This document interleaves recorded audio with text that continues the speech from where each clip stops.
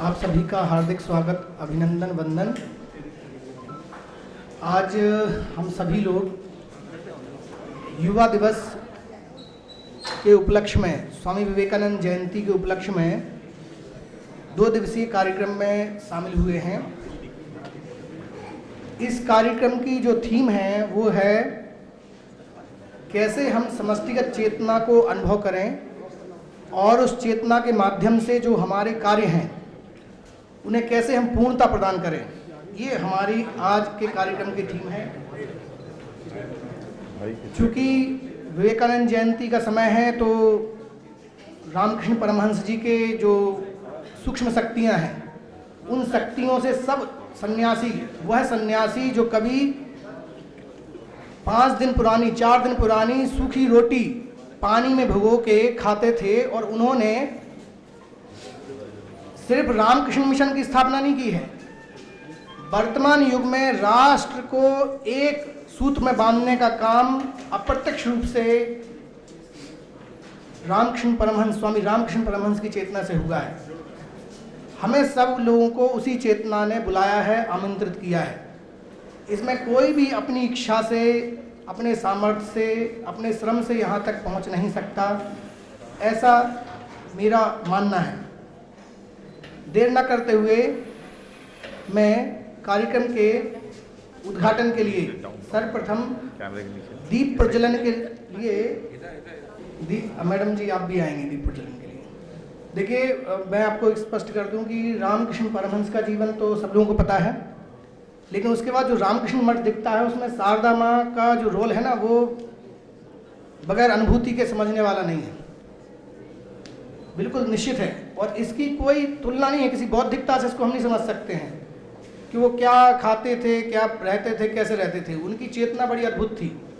इसीलिए अपने समक्ष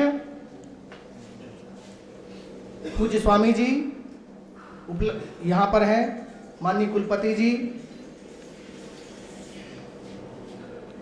डीन महोदय, कुल सचिव जी किसी कारणवश कुछ ज़्यादा व्यस्त होने की वजह से नहीं आ पाए हैं, उनका भी मैं स्वागत करता हूं, अभिनंदन करता हूं। दीप प्रज्वलन के लिए स्वामी जी से, माननीय कुलपति महोदय जी से निवेदन है कि वो दीप प्रज्वलन कर इस कार्यक्रम का औपचारिक उद्घाटन करें। स्वामी जी।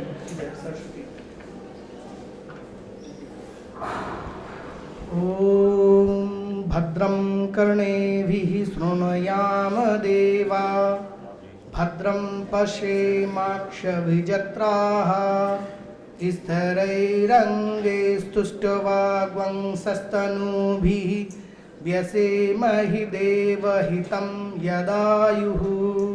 स्वस्ति न इन्द्रो वृद्धश्रवाः, स्वस्ति नः पूषा विश्ववेदाः, स्वस्ति नस्तारक्षो अरिष्टनेमिः, स्वस्ति नो बृहस्पतिर्ददातु। ॐ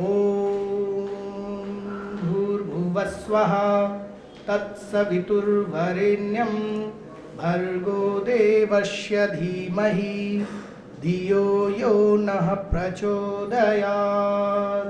हरिः ओम। वह सभी विद्यार्थी जिनको मंत्रोच्चारण करना है वो यहाँ पर आ जाएं। अब स्वामी रामकृष्ण देव जी, माँ शारदा, स्वामी विवेकानंद जी के स्थान पर भी एक बार पुनः कुलपति महोदय, स्वामी जी से, डीन महोदय से निवेदन है कि, और मैडम जी से निवेदन है कि यदि वो आएँ।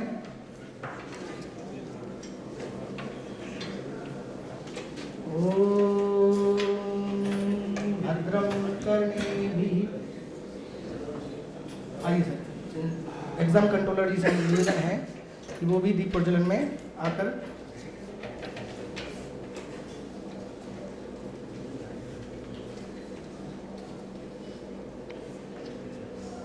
ओम भद्रं कर्णेभिः शृणुयाम देवा, भद्रं पश्येमाक्षभिजत्राः, स्थिरैरङ्गैस्तुष्टवाग्वंशस्तनूभिः, व्यसेमहि देवहितं यदायुः। ॐ हरिः ओम। रामकृष्णाय नमः, शारदाय नमः।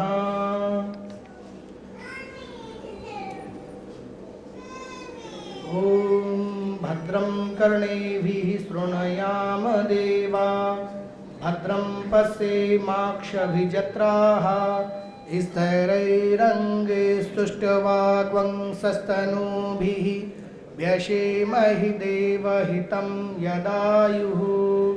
ॐ स्वस्ति न इन्द्रो वृद्धश्रवाः स्वस्ति नः पूषा विश्ववेदाः स्वस्ति नस्तारक्षो अरिष्टनेमिः स्वस्ति नो बृहस्पतिर्ददातु।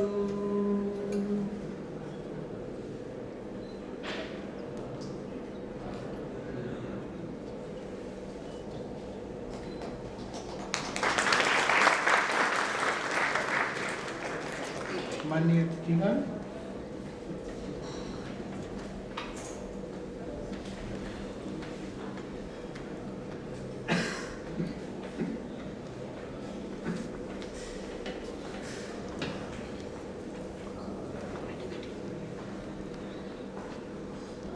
एग्जाम कंट्रोलर जी से निवेदन है कि वो भी मंच पर आकर हमें शोभायमान करें।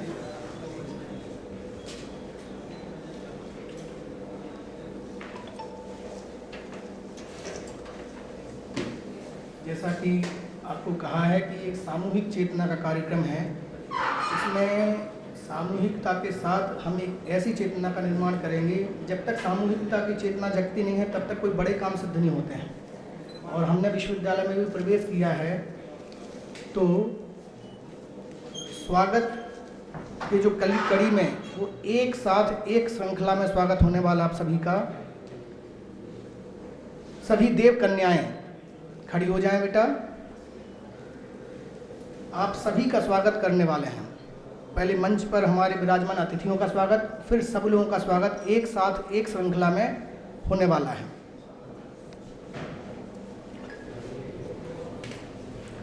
और बाकी जो मंत्रोच्चारण करने वाले लोग हैं वो लोग यहाँ जाओ, हाँ बैठना।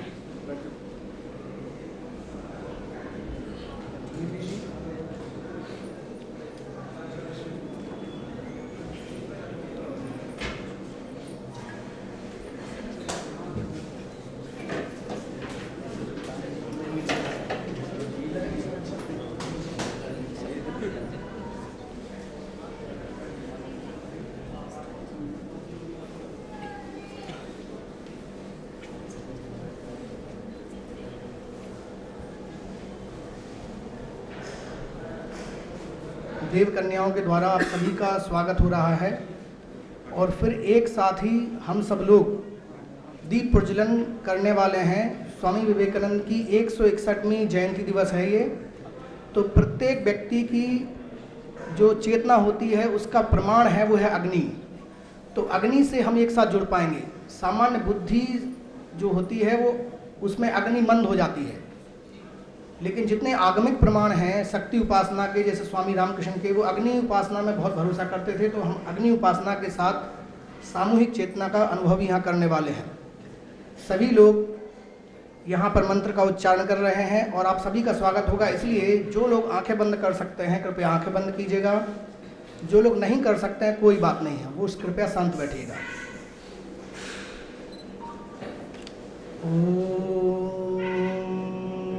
गुरुर्ब्रह्मा गुरुर्विष्णुः गुरुर्देवो महेश्वरः गुरु साक्षात् परब्रह्म तस्मै श्री गुरुवे नमः। ॐ अखण्डमण्डलाकारं व्याप्तं येन चराचरं तत्पदं दर्शितं येन तस्मै श्री गुरुवे नमः। पारं बिन्दु संयुक्तं नित्यं ध्यायन्ति योगिनः कामिदं मोक्षिदं चैव ओंकाराय नमो नमः। ॐ योगेन चित्तस्य परे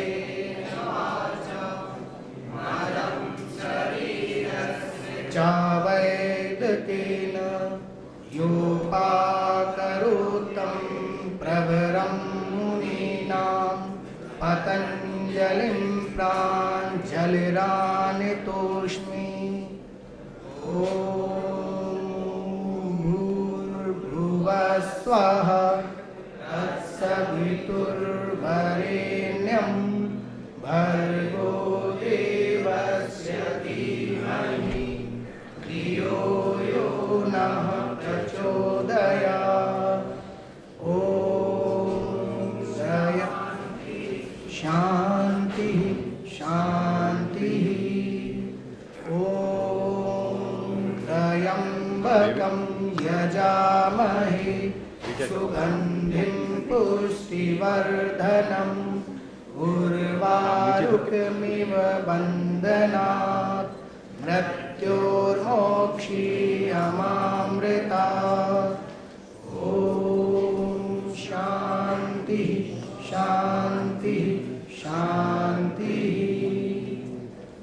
ॐ सहनावतु सहनौ भुनक्तु सर्वीर्यं करवावहै तेजस्विनावधीतमस्तु मा विद्विषावहै।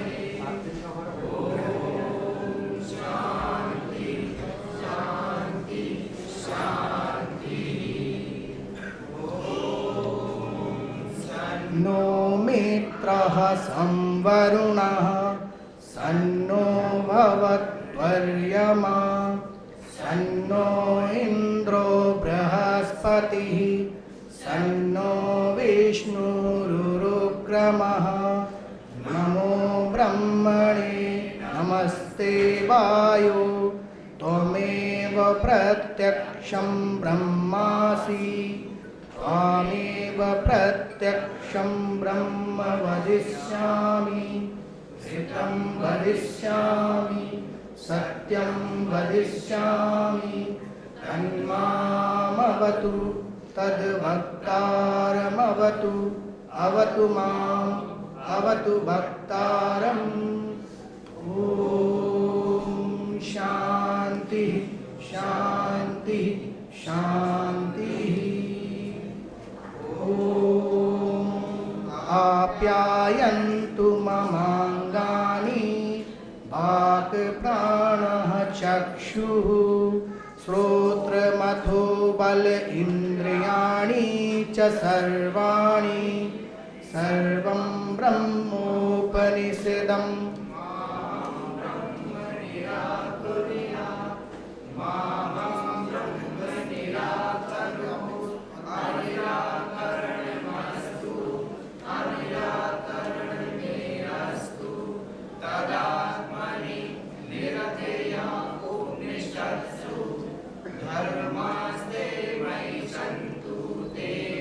सन्तु। ॐ शान्ति शान्ति शान्तिः। ॐ मे मनसि प्रतिष्ठिता मनो मे वाचि प्रतिष्ठितम् आविराविर्मयेधि वेदस्य माणिस्तः श्रुतं मे मा प्रभासीः अनेनाधीतेन होरात्रान् सन्दधामि ऋतं वदिष्यामि सत्यं वदिष्यामि। तन्मामवतु तद्भक्तारमवतु अवतु माम् अवतु भक्तारम्। ॐ शान्ति शान्ति शान्तिः। ॐ सुपथाराय अस्मान् विश्वानि देववयुनान् विद्वान् युयोधस्मज्जुहुराणमेनो भूयिष्ठं तेनम् उक्तिं विधेम। ॐ शान्तिः शान्तिः शान्तिः।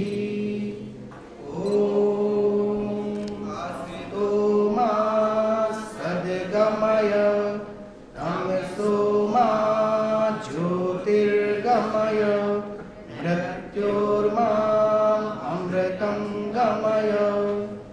ओम शांति शांति शांति।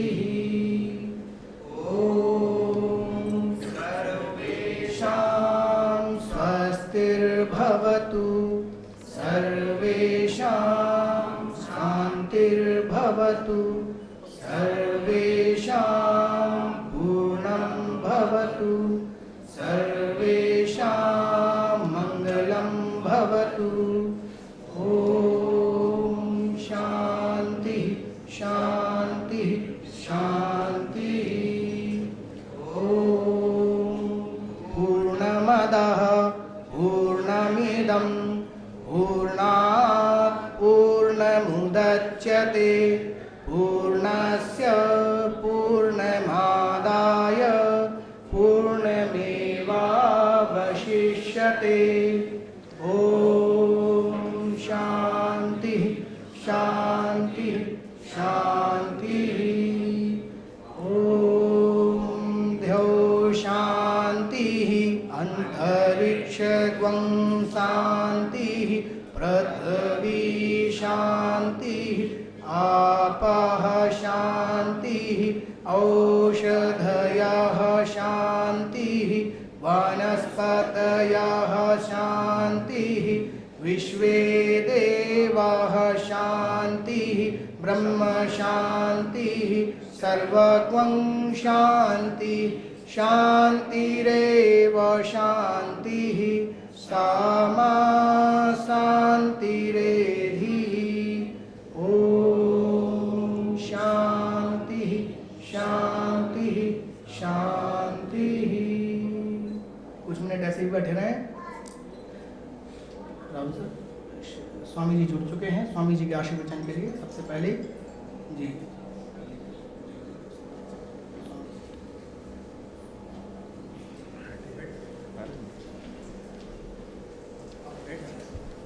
नमस्कार। आज हमें श्रद्धेय स्वामी सर्वलोकानंद जी का आशीर्वाद प्राप्त होने का सौभाग्य मिल रहा है। स्वामी जी ऑनलाइन हमारे साथ शामिल हो चुके हैं, जुड़ चुके हैं। स्वामी जी रामकृष्ण मठ एवं रामकृष्ण मिशन के वरिष्ठ गुरु हैं। वेदांत दर्शन के आप ख्यातिबद्ध आचार्य हैं।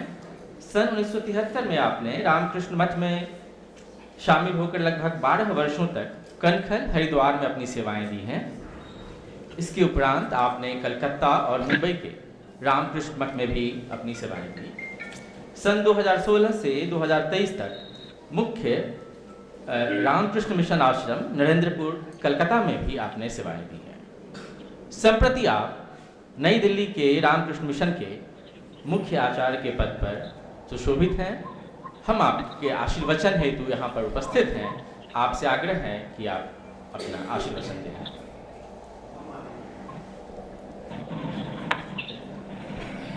आप सुन सकते हैं? बिल्कुल सुन सकते हैं। जी जी। हेलो। अच्छा अच्छा। ये मेरा सौभाग्य की बात यह है कि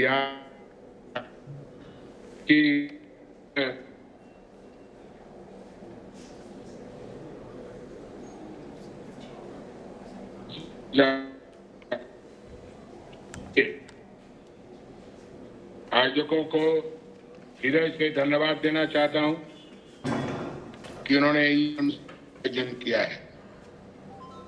आप सभी जानते हैं कि स्वामी विवेकानंद जी युवा के प्रतिनिधि थे, नेता थे, जिसको हम अंग्रेजी में कहते हैं आइकॉन ऑफ यूथ। और स्वामी विवेकानंद जी हम सब अपेक्षा करते थे, खास करके जो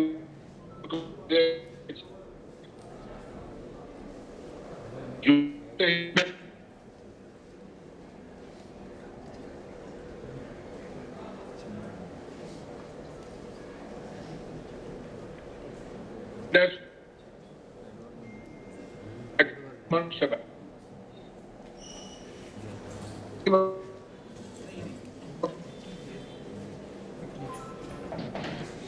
कार्य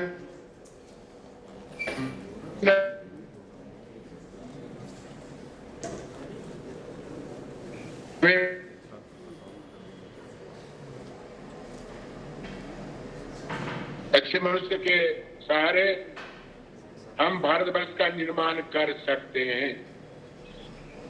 प्रिय बंधुगण, मैं तो यही कहूंगा आपसे, जो भी युवा वहां उपस्थित हुए, कि आप अपना चरित्र का गठन कीजिए, निर्माण कीजिए।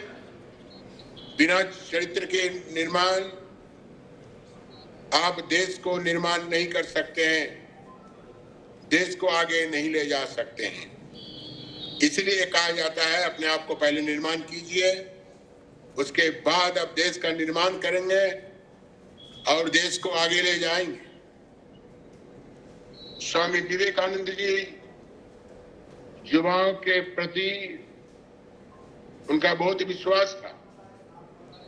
स्वामी जी कहते हैं, my faith in younger generation, modern generation, out of them my worker will come, they will work like a lion for regeneration of India. वही कहते हैं कि हमारी जो युवा पीढ़ी है वहां से कार्यकर्ता गण आएंगे और सिंह के माफिक देश के निर्माण के लिए कार्य करेंगे। इसलिए स्वामी जी ने उपलब्धि की कि युवा शक्ति असंभव को संभव कर सकता है। The youth power can make impossible possible. Swami ji जानते थे, इसलिए बार बार वो युवकों को आह्वान करते थे, ललकारते थे कि उत्तिष्ठ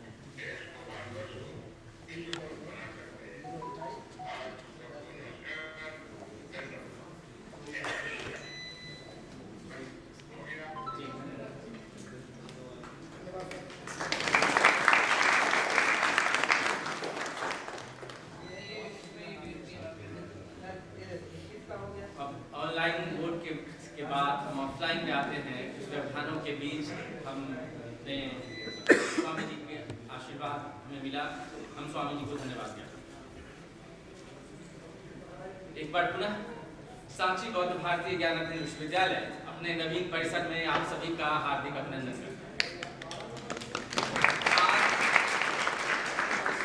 में जबकि सारा वातावरण स्वामी विवेकानंद द्वारा प्रतिपादित वेदांत की अवधारणा को एकात्म करने के उद्देश्य से उपस्थित है, तो दूसरी तरफ विश्वविद्यालय परिवार पूज्य स्वामी जी से आशीर्वचन प्राप्त करने के लिए प्रस्तुत है। वेदांत, योग, राष्ट्रवाद और आध्यात्म की यात्रा विवेक के माध्यम से ही संभव है और इसके पश्चात ही आनंद की प्राप्ति भी संभव है। तो ऐसे ही विवेकानंद, जिन्होंने युवाओं को सदैव अपने उत्थान के लिए प्रेरित किया, आज हम उनकी 165वीं जयंती मनाने के लिए एकत्रित हैं। इस पावन मेला में स्वामी विवेकानंद पुरी जी के आशीर्वाद हमें मिलेंगे। आपने 23 वर्ष की अवस्था में संन्यास ग्रहण करके रामकृष्ण मठ एवं मिशन में प्रवेश किया। आपने पुणे से सन 1997 में BE की पढ़ाई पूरी की। रामकृष्ण मिशन के मुख्यालय वेलूर मठ में स्थित विवेकानंद वेद विद्यालय में प्राचार्य का पदभार संभाला। आपने national institute of open schooling में भारतीय ज्ञान परंपरा की शुरुआत। एनसीईआरटी के educational research and innovative committee के सदस्य के रूप में भी आपने काम किया। आपके अध्ययन का विशिष्ट क्षेत्र संस्कृत भाषा और व्याकरण, भारतीय दर्शन और विशेष रूप से न्याय, वेदांत दर्शन व रामकृष्ण विवेकानंद वाङ्मय। संप्रति आप शंकर सांस्कृतिक एकता न्यास भोपाल में आवासीय आचार्य के पद पर अपनी सेवाएं दे रहे हैं। स्वामी जी, हम विश्वविद्यालय परिवार आपका हार्दिक अभिनंदन करते हैं और मैं कुलपति महोदय से आग्रह करूंगा कि स्वामी जी को श्रीफल सौल प्रदान कर स्वागत करें।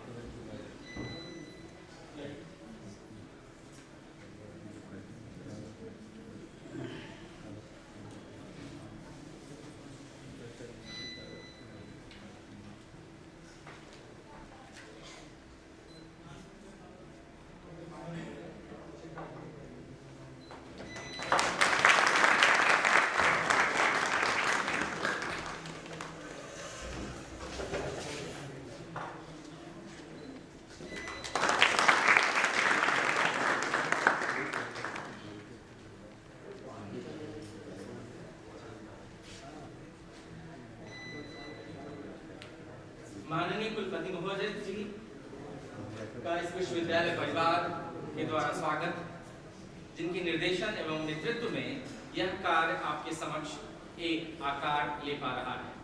मैं योग विभाग के पूर्ववर्ती छात्र केशव भदौरिया जी से आग्रह करूंगा कि वे माननीय कुलपति महोदय का स्वागत करें।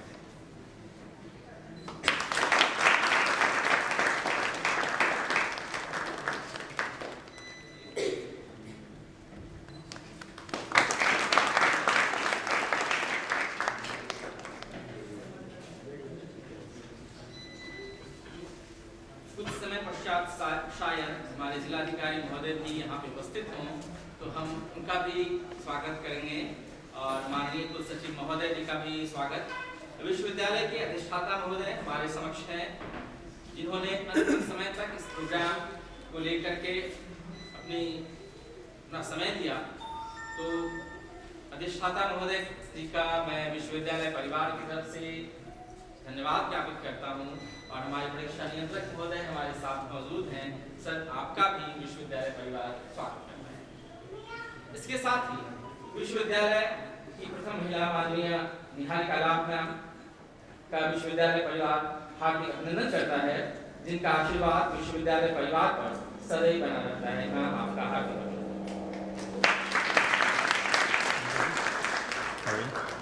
अब मैं आज स्वामी आमंत्रित करूंगा कि अपने वक्तव्य से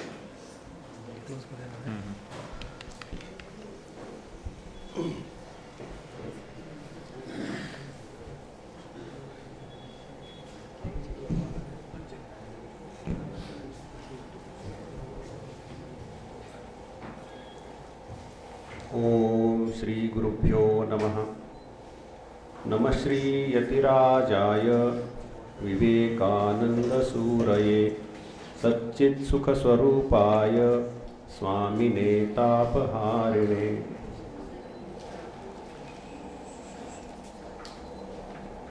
विवेकानंद जी के जन्म जयंती के उपलक्ष्य में आयोजित इस कार्यक्रम में मंचासीन कुलपति महोदय, अधिष्ठाता महोदय, परीक्षा विभाग के समन्वयक महोदय, अन्य विभागाध्यक्ष तथा प्राध्यापक, शोध छात्र एवं विद्यालय से यहाँ पर उपस्थित छात्र छात्राएं, सभी को सादर अभिवादन। विवेकानंद जी को समझने के लिए कुछ भूमिका की आवश्यकता है। हम कुछ लौकिक उदाहरण से यदि समझने का प्रयास करते तो थोड़ा सा सरल हो जाएगा। मुझसे संपर्क किया था उपेन बाबू ने। मान लीजिए कि उपेन बाबू के विभाग में कई कोलाहल हो रहा है, तो उपेन बाबू किसी छात्र को बोल सकते हैं कि जाकर देखिए, जरा बहुत कोलाहल हो रहा है, उनको जरा शांत बैठने के लिए बोलिए। एक आध बार बोलने से हो सकता है कि कोई सुने, हम नहीं सुनते हैं तो उपेंद्र बाबू स्वयं खड़े हो जाते हैं और विभाग में जाकर के बोल के आते, अरे जरा शांति, अपना काम करो। यदि बहुत अधिक मात्रा में कोलाहल होता है तो कुलपति महोदय के पास जाकर के कुछ समस्या है, हमें कुछ करना पड़ेगा, तो कुलपति महोदय स्वयं सक्रिय होकर के और किसी को भेज करके या स्वयं भी जाकर के देखेंगे। जब विश्वविद्यालय में समस्या हो रही है तो शासन की ओर से कुछ ना कुछ पदक्षेप लिए जाते हैं, और जब शासन में समस्या होती है, राज्य शासन में हो तो केंद्र शासन हस्तक्षेप करता है, और केंद्र शासन में ही हो तो केंद्र शासन को वहां बिठाने वाला समाज चुनाव की प्रक्रिया के द्वारा उसको नियंत्रित करता है। यह हमें सहज समझ में आने वाला उदाहरण है। बिल्कुल इसी प्रकार से इस उदाहरण से हमें यह पता चलता है कि एक विभाग हो, कोई पाठ कक्षा हो, विश्वविद्यालय हो, राज्य शासन हो, केंद्र शासन हो, इनके बनाने के पीछे कोई ना कोई उनका निर्दिष्ट उद्देश्य है, और जो उद्देश्य, जो लक्ष्य, दायित्व उनको दिया गया है, उसके निर्वाह में कई समस्या उत्पन्न होती है, कई चूक हो जाती, त्रुटि हो जाती है, तो उनको लाने वाले वहां वहां जाकर के सुधारने का प्रयास करते हैं। बिल्कुल इसी प्रकार से इतने बड़े विश्व को बनाने वाला कोई तो होगा, और जो बनाने वाला है उसने इस विश्व को बनाते समय कुछ ना कुछ, वैसे उसको क्या आवश्यकता है कि इस विश्व को बनाकर कुछ लक्ष्य प्राप्त करे, उसके कोई वैसा लक्ष्य या प्रयोजन नहीं है, लेकिन जिनके लिए बनाया है उनका ही कोई प्रयोजन सिद्धि के लिए ये विश्व इसने बना रखा है। और इसी प्रकार से इस विश्व को बार बार बनाना, उसकी सृष्टि स्थिति लय करना चलता रहता है। इसका मुख्य प्रयोजन कुछ ना कुछ जो है उसके लिए विश्व जब बनता है, और वह प्रयोजन के लिए वह विश्व उस दिशा में काम नहीं करता है, तो कभी कभी जैसे उपेंद्र बाबू जाकर के क्लास में डांट करके आते कि अरे जरा ठीक रहो, शांत रहो। बिल्कुल इसी प्रकार से जो विश्व नियंता है वो कभी किसी दूत को भेज देता है कि यहाँ थोड़ी समस्या हुई, उसको ठीक ठाक करके आओ। जब दूतों के द्वारा भी नहीं होता है तो स्वयं अवतीर्ण हो जाते हैं, जिसको हम कहते हैं अवतार। अर्थात बड़ा प्रयोजन आवश्यक होता है, ऐसे बड़े प्रयोजन के लिए अवतार को आना आवश्यक होता है। ऐसा बड़ा प्रयोजन क्या हो सकता है? तो जैसे विश्वविद्यालय का निर्माण, छात्रों की पढ़ाई, शोध कार्य, प्रकाशन आदि जो कुछ दिए जाते हैं, वह जब ठीक ठाक नहीं हो पाते हैं तो समस्या उत्पन्न होती है। लेकिन उसी प्रकार से कोई नाट्य महाविद्यालय है तो वहां पर नाट्याभिनय, गाना इत्यादि सब होता रहेगा, वहां वो प्रासंगिक है, वो वहां हो तो कोई समस्या नहीं। लेकिन वही चीजें जब इस प्रकार के इस विश्वविद्यालय में होने लगेंगे कि यहाँ नाट्याभिनय, गाना और नाचना यही हो रहा है, तो समस्या है। बिल्कुल उसी प्रकार से इस विश्व के निर्मिति के रचना के पीछे क्या भावना है कि समस्या उत्पन्न हुई है। किसी दूत को, प्रेषित को, या स्वयं आकर के इस विश्व में कुछ करने का प्रयोजन कब आवश्यक होता है कि हर जीव अपना जो कर्म है उस कर्म के अनुसार जीवन यापन करता रहता है, और उस कर्म के कारण उसको बार बार जन्म लेना पड़ता है। भारतीय जो भूभाग है या भारतीय जो दर्शन है, धर्म है, सब पुनर्जन्म को स्वीकार करते हैं। इस विषय में विवाद करने की अभी कोई आवश्यकता नहीं कि पुनर्जन्म होता है कि नहीं है। भगवान बुद्ध भी मानते थे, जैन तीर्थंकर भी मानते हैं, और हिंदुओं के जितने भी द्वैत, विशिष्ट, अद्वैत, अद्वैत आदि जितने दर्शन हैं सभी मानते हैं। भारत भूखंड से जितने दर्शन, धर्म पनपे हैं, सब इस विषय को मानते हैं। अब पुनर्जन्म जब होता है तो वह अपने ही किए धरे से होता है, अपना ही कर्मफल उसमें कारण है। और इस कर्मफल को एक प्रश्न उपस्थित होता है कि हमने ये कर्म पिछले जन्म में किया था तो अब भुगतना पड़ रहा है, तो इस जन्म में यंत्रवत हमारी स्थिति है क्या, हमें कोई स्वतंत्रता है कि नहीं, फ्री विल है कि नहीं, ये प्रश्न उपस्थित हो सकता है। तो इसका उत्तर पुराना जन्म देखने से मिल सकता है कि यदि इस जन्म में हमें कोई फ्री विल, कोई स्वतंत्रता नहीं है, तो पुराने जन्म में जो कर्म किए हैं तभी भी नहीं था और उसके पहले भी नहीं था, तो हमने कुछ किया ही नहीं, अपने से होता चला है। ऐसी मान्यता स्वीकार करनी होगी जो उचित नहीं है। और इसलिए प्रत्येक जन्म में अपने अपने कर्म करने के लिए थोड़ी सी तो विंडो होगी ही, तभी तो वो कर्म भोगने के लिए हमें बाध्य किया जाता है, नहीं तो मैं क्यों भोगूं। इस प्रकार से अब ये प्रश्न महत्वपूर्ण उपस्थित होता है कि हम इसके पहले कब ये जन्म लेना शुरू किए, इसका कोई प्रारंभ बिंदु भी है या नहीं है। इस विषय में भी भारतीय धर्म दर्शनों का एक मत है। भगवान बुद्ध संयुक्त निकाय में एक स्थान पर भिक्षुओं को उपदेश देते समय बताते हैं कि यह जो अविद्या है, अभी छात्रों के अविद्या विषय थोड़ा कठिन हो सकता है, यह अविद्या है, यह अनादि है। इसको थोड़ा सा समझते हैं कि जैसे आम पहले कि उसका बीज पहले, मुर्गी पहले कि अंडा पहले, तो अंडे के बिना मुर्गी नहीं और मुर्गी के बिना अंडा नहीं। अब प्रश्न यह उपस्थित होता है कि इसको यदि पीछे ले जाए तो कहां उसका आरंभ बिंदु होगा। आरंभ बिंदु मानने से एक ही समस्या में फंस जाता है कि आरंभ बिंदु में अंडा था या मुर्गी थी, तो उसका उत्तर मिलता नहीं, उसका उत्तर एक ही दिया जाता है, इसका कोई आरंभ बिंदु नहीं है, यह अनादि है। आरंभ बिंदु नहीं है, उसी को उत्तर होता है अनादि है। बिल्कुल इसी प्रकार से हमारा जन्म कोई भी किसी समय आरंभ हुआ है ऐसा नहीं। आरंभ होने से कई सारे समस्या उपस्थित होती है कि जब आरंभ नहीं था उसके पहले क्या था और हम सब क्या स्थिति में थे, कुछ नहीं से कुछ हुआ क्या, ऐसे कई सारे तात्विक प्रश्न उपस्थित हो जाते हैं। इसलिए इसका कोई आरंभ बिंदु नहीं है, ये जो समस्या है ये अनादि है। और इस अनादि समस्या को लेकर आज तक हमने कितने जीवन यापन किए, इसमें इस विषय में भगवान बुद्ध भिक्षुओं को उपदेश देते समय कहते हैं कि हम इस प्रकार से इस अविद्या के कारण इस तृष्णा को लेकर के, जीवन जीने की जो तृष्णा है, उपभोग की जो तृष्णा है, इसको लेकर के इतने जीवन यापन किए हैं कि यदि चारों समुद्रों का जल इकट्ठा करे और हमने एक व्यक्ति ने जितने आंसू बहाए हैं, आंसू क्यों बहाते हैं?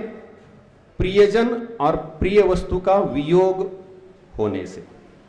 भगवान बुद्ध कहते हैं कि हर जन्म में माता पिता के बिना तो जन्म होने वाला नहीं है और माता पिता का वियोग तो होना ही है, जन्मता है तो मरता है हर व्यक्ति, तो इसलिए माता पिता का वियोग होगा। माता गुजर गई दुख हुआ, पिता गुजर गए दुख हुआ, किसी को हमने स्नेह प्रेम किया वो गुजर गए दुख हुआ, हमारे बच्चे होते हैं उनमें से किसी को कुछ दुख होता है, कष्ट होता है तो हमें दुख होता है।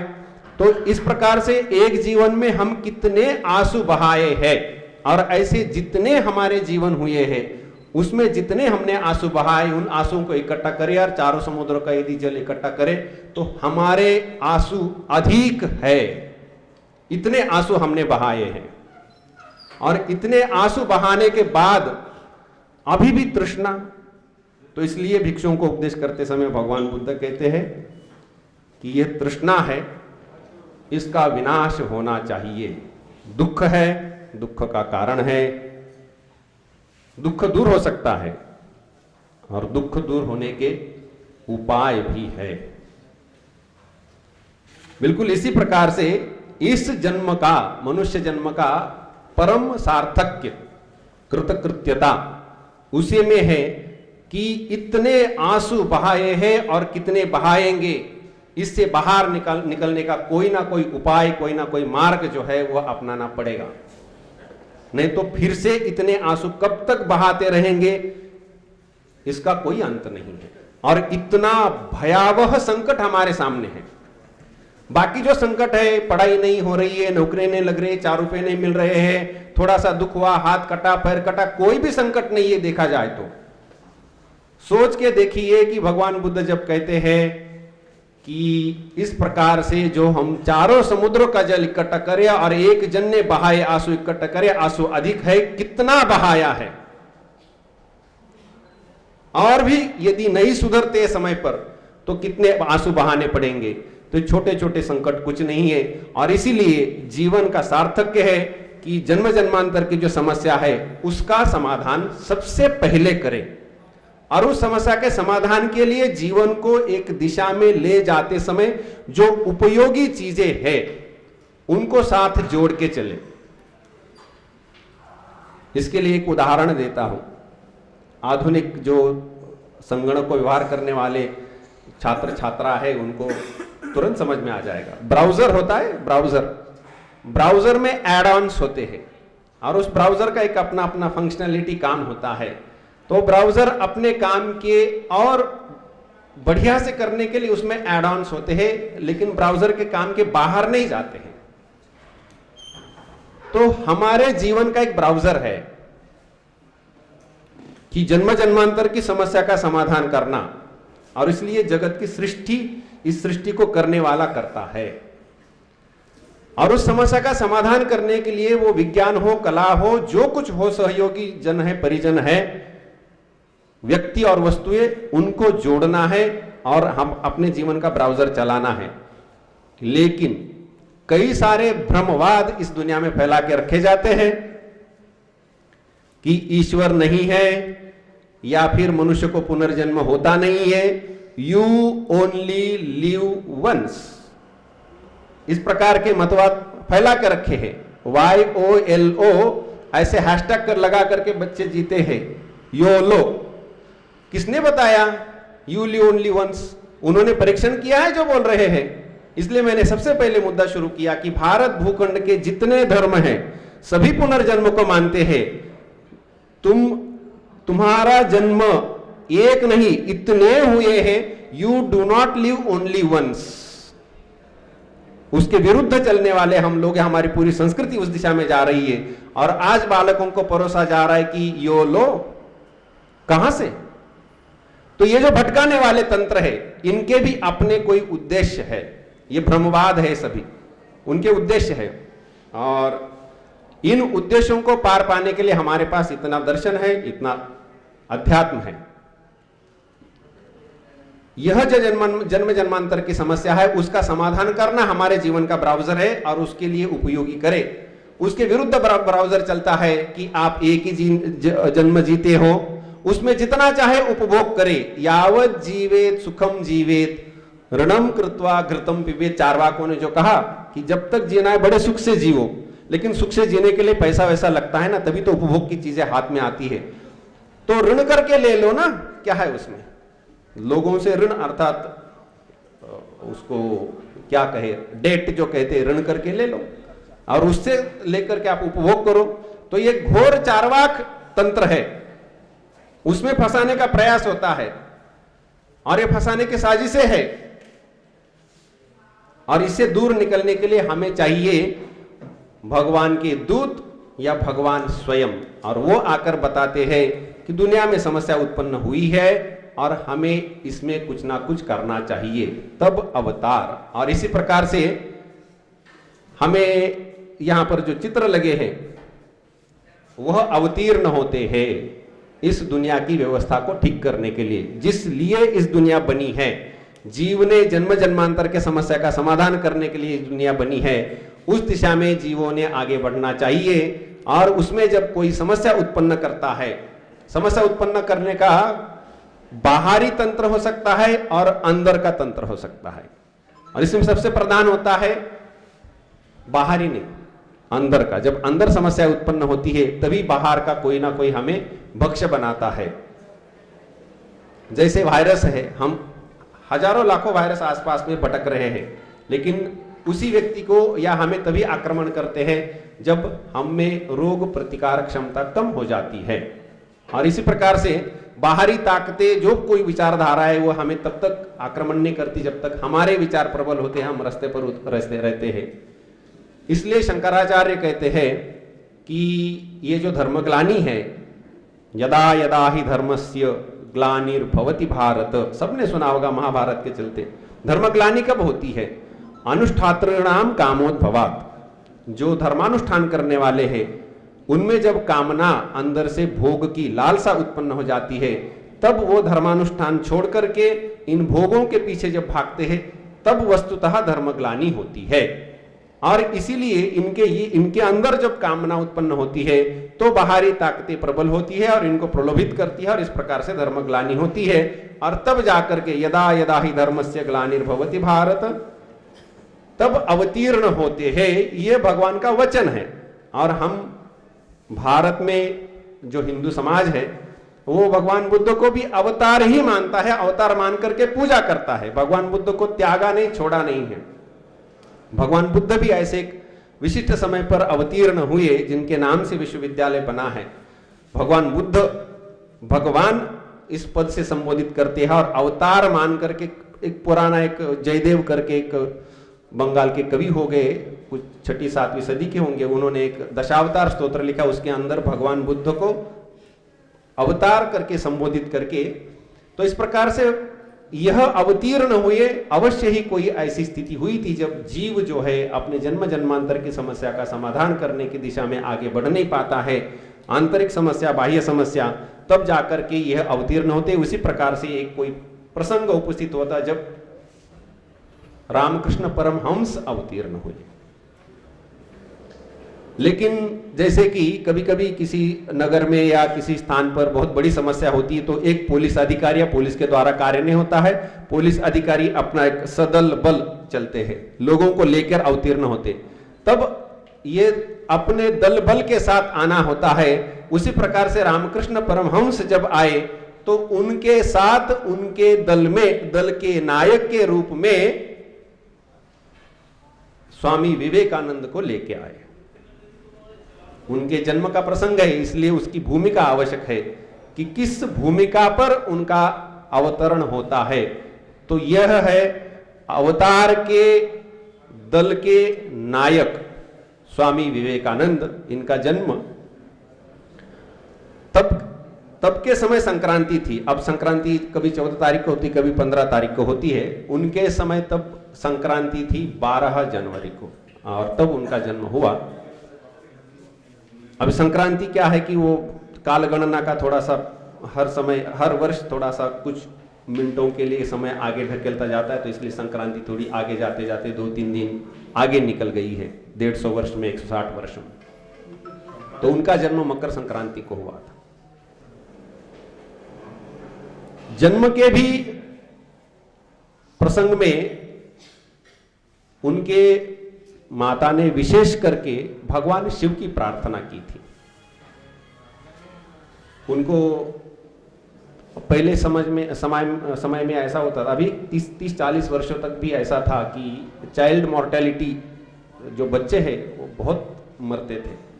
हम थोड़ा सा 1-2-3 पीढ़ी यदि पीछे जाकर देखेंगे, सर वो है उनके जो पूर्व पुरुष रहे पिताजी के स्तर के, तो हमें यह सुनाई देता है कि 5 बच्चे थे, 10 बच्चे थे, मतलब 5-10 बच्चों को जन्म देना एक माता के लिए, एक दंपति के लिए साधारण स्थिति थी।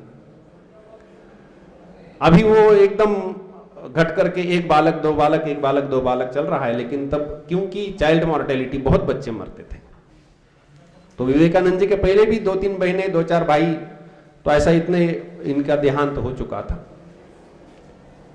तो इसलिए बच्चा जन्मे और बच्चे भी, इसलिए प्रार्थना करते थे भगवान से।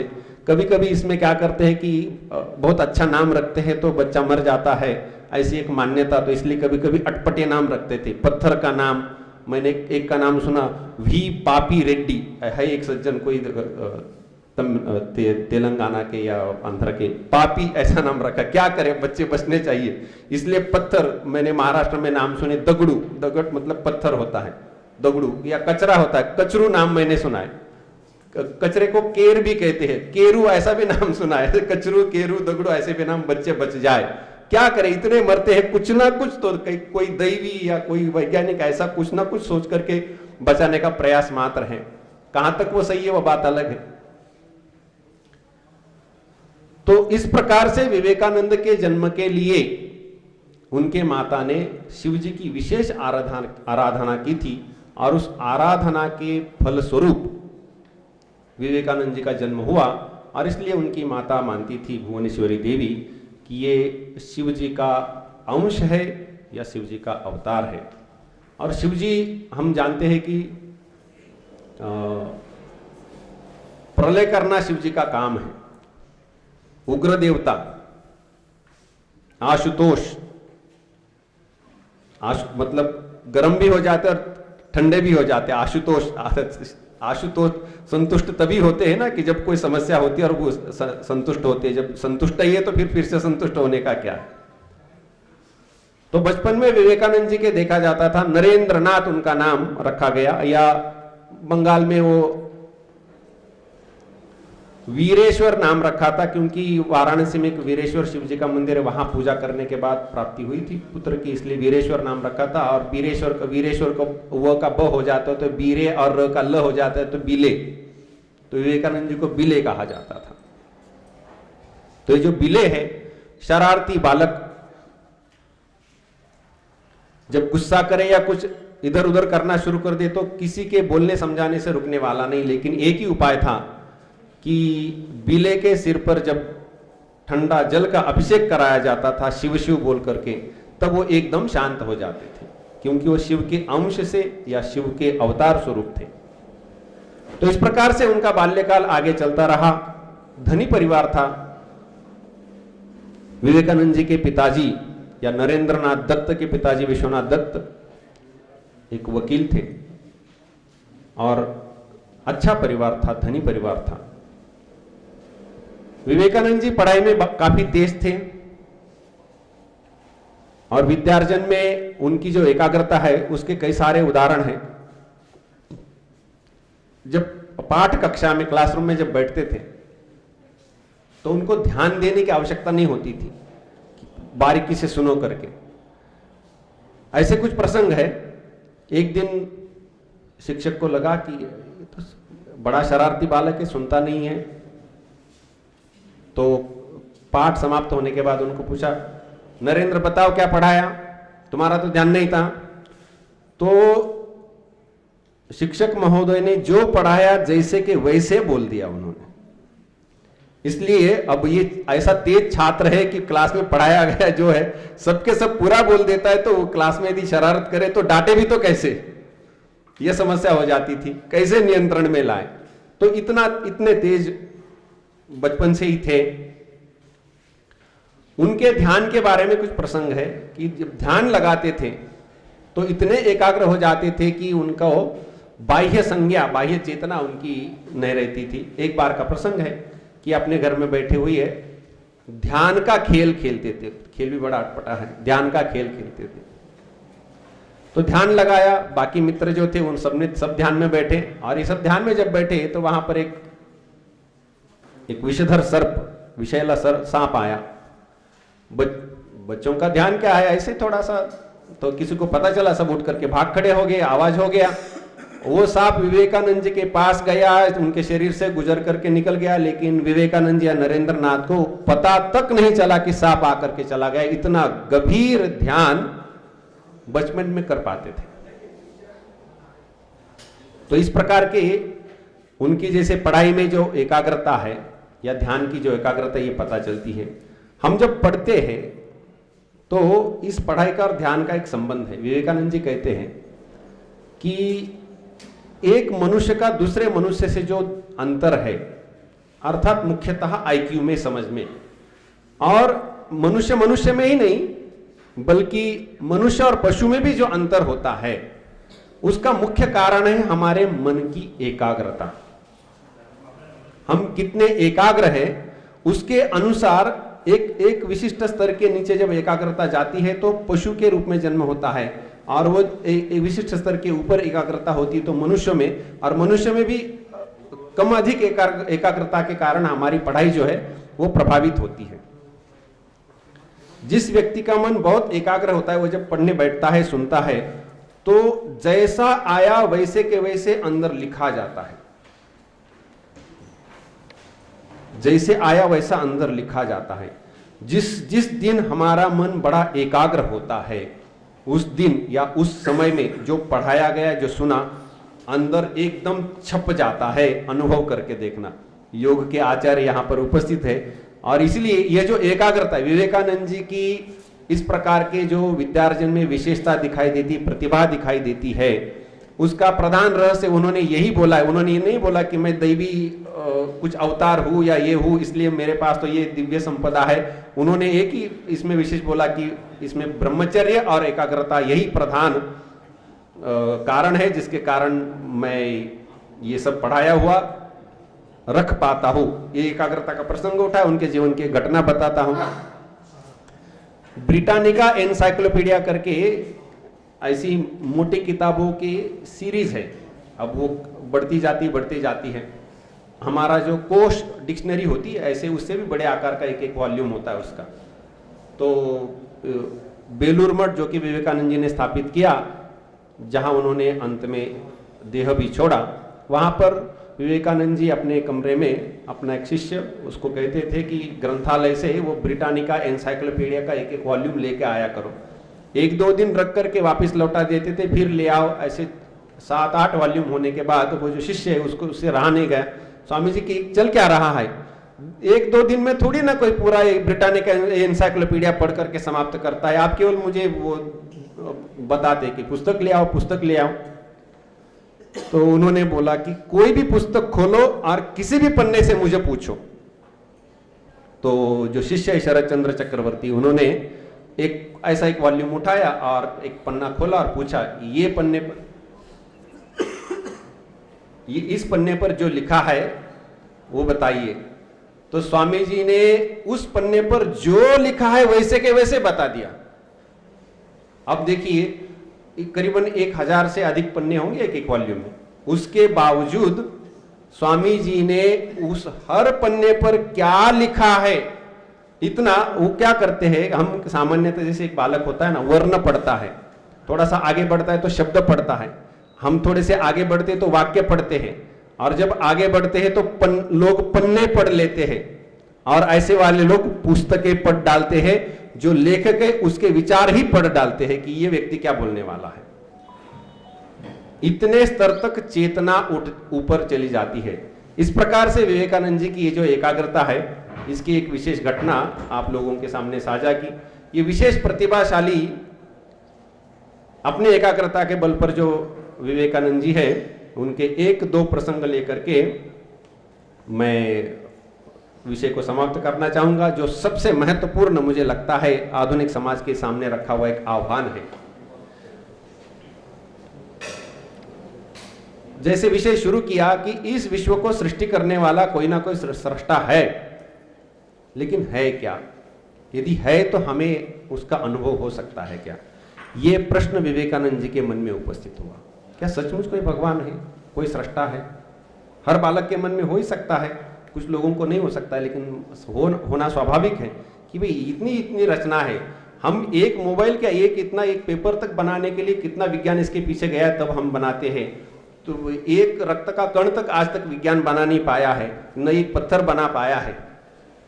वैसे देखा जाए तो इतना कठिन है, कोई एक रचना करना इतना कठिन है। इतनी ये विश्व की रचना है, बिना किसी निर्माता के, किसी रचना करने वाले कोई इसके पीछे न हो, फिर भी ये अपने से बाय चांस बना है, ये कहना थोड़ा सा दुराग्रह पूर्ण लगता है। तो कोई ना कोई रचना करने वाला होगा। तो यदि रचना करने वाला है, क्या हम उसको देख सकते हैं? क्या उसका हम अनुभव कर सकते हैं? यह प्रश्न विवेकानंद जी के मन में उपस्थित हुआ। तो ये प्रश्न लेकर के स्वाभाविक रूप से जो आसपास में जो वरिष्ठ लोग हैं, विद्यालय में, महाविद्यालय में जो शिक्षक आचार्य है, या फिर समाज में जो प्रतिष्ठित लोग हैं, ऐसे कई लोगों के पास जाकर के उन्होंने सीधा प्रश्न किया, क्या आपने ईश्वर को देखा है? तो हाँ बोलने वाला तो प्राय कोई भी नहीं मिल रहा था। तुम्हारी आंखें बड़ी सुंदर है, तुम योगी जैसे लगते हो, तुम्हारा बड़ा प्रश्न बहुत महत्वपूर्ण है, आदि आदि जो पारिपार्श्विक जो चीजें हैं वो बोल करके मुख्य प्रश्न को टाल देते थे। उन विवेकानंद जी जिस महाविद्यालय में पढ़ते थे उस महाविद्यालय के एक प्राध्यापक थे, अंग्रेज थे। उन्होंने बोला कि तुम्हारे इस प्रश्न का उत्तर देने वाला एक व्यक्ति लगता है, दक्षिणेश्वर के रामकृष्ण परमहंस। उनके पास जाकर के तुम पूछ सकते हो। किसी समाधि के वर्णन के बारे में प्रसंग चल रहा था, तो उस वर्णन के समय उन्होंने बोला था, और वहां से लेकर के विवेकानंद जी चले गए रामकृष्ण परमहंस जी के पास, और सीधा प्रश्न, क्या आपने ईश्वर को देखा है? और इसका उत्तर रामकृष्ण परमहंस जी देते हैं कि मैंने ईश्वर को देखा है। मैं तुम्हें जितना स्पष्ट देख रहा हूं उससे अधिक स्पष्ट देखा है, और तुम चाहते हो तो तुम्हें भी दिखा सकता हूं। यह जो उत्तर है, ये मतलब इपोक मेकिंग, सबकी धारणाएं बदल के रख देने वाला, कि मैं पहले तो मैंने देखा है, अब ये जो दूसरा जो वाक्य आया है कि तुम्हें जितना स्पष्ट देख रहा हूं उससे अधिक स्पष्ट देखा है, इसका क्या तात्पर्य हो सकता है कि देखिए हमारी जो आंखें हैं उसकी एक रेंज में वो देख पाते हैं, उतनी वो जो वेवलेंथ होती है उसके नीचे और उसके ऊपर हम देख नहीं पाते। विज्ञान ने हमें समझाया, आवाज के बारे में भी है कि इतनी फ्रीक्वेंसी होती है, उसके ऊपर नीचे हम नहीं सुन पाते हैं। तो हमारे इंद्रियों की एक सीमा है, उसके बाहर नहीं समझ पाते हैं, और इंद्रियों की उस सीमा के अंदर में भी उसमें कई सारी कठिनाइयां हैं।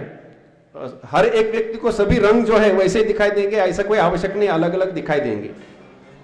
तो ये इंद्रियों की कमियों के द्वारा हम सामने वाले व्यक्ति को देखते हैं। यदि इंद्रियों की कमियां हटा दी जाए और यदि किसी वस्तु का हम अनुभव करें तो वो बेहतर होगा। और ईश्वर का अनुभव करने के लिए ये जो चर्म चक्षु है उससे उपयोग नहीं होता है। भगवान ने गीता में बोला है कि दिव्यम ददामि ते चक्षु, मैं तुम्हें दिव्य चक्षु देता हूं जिससे तुम मेरा विश्व रूप दर्शन कर पाओ। ये दिव्य चक्षु है, उसके विश्वरूप दर्शन होता है, लेकिन इसके भी ऊपर और एक चक्षु होता है, वह है ज्ञान चक्षु। पश्यन्ति ज्ञान चक्षुषः, तो ज्ञान चक्षु के द्वारा देखा जाता है, चर्म चक्षु से या दिव्य चक्षु से नहीं देखा जाता। और इसीलिए ये सभी जो मीडिएटेड जो इंद्रियां हैं, इसके द्वारा जब अनुभव होता है तो वो उसमें कमियां रह जाती है, और इसलिए ईश्वर का साक्षात्कार जो है वो ज्ञान चक्षु से ही होता है। और इसलिए भगवान रामकृष्ण कहते हैं विवेकानंद जी को, मैंने जितने स्पष्टता से ईश्वर को देखा है, तुम्हें जितना देख रहा हूं उससे अधिक स्पष्टता से देखा है, और यदि तुम चाहते हो तो मैं तुम्हें अनुभव करा सकता, और उनको अनुभव करा दिया। ये सबसे बड़ी बात है। बाकी विवेकानंद जी विदेश में गए, उनके पीछे दैवी शक्ति बोलिए, रामकृष्ण देव का अनुग्रह बोलिए, विवेकानंद जी के अपने साधना का बल बोलिए, जो उन्होंने विदेश में प्रवचन दिया, तो एक ही प्रवचन केवल 5 ही मिनट का है, लेकिन एक 5 मिनट के प्रवचन के द्वारा, वैसे तो कोई अतिरेकी संतरासवादी ये जो होते कहीं पर बॉम्ब स्फोट कर देते तो पूरे विश्व में विख्यात हो जाते, बात अलग है, ऐसे विश्व विख्यात होना सरल होता है, लेकिन 5 मिनट का प्रवचन देकर के विश्व विख्यात होना सरल नहीं होता है। उन्होंने अपना एक 5 मिनट का ही एक प्रवचन दिया था, उसके द्वारा पूरे विश्व विख्यात हो गए, जिसको हम जानते हैं कि इतनी तालियां बजी थी। कभी सुना होगा आप लोगों ने कि इतनी तालियां बजी, जहां पर उनके कोई भक्त नहीं थे, विरोधक ही अधिक थे।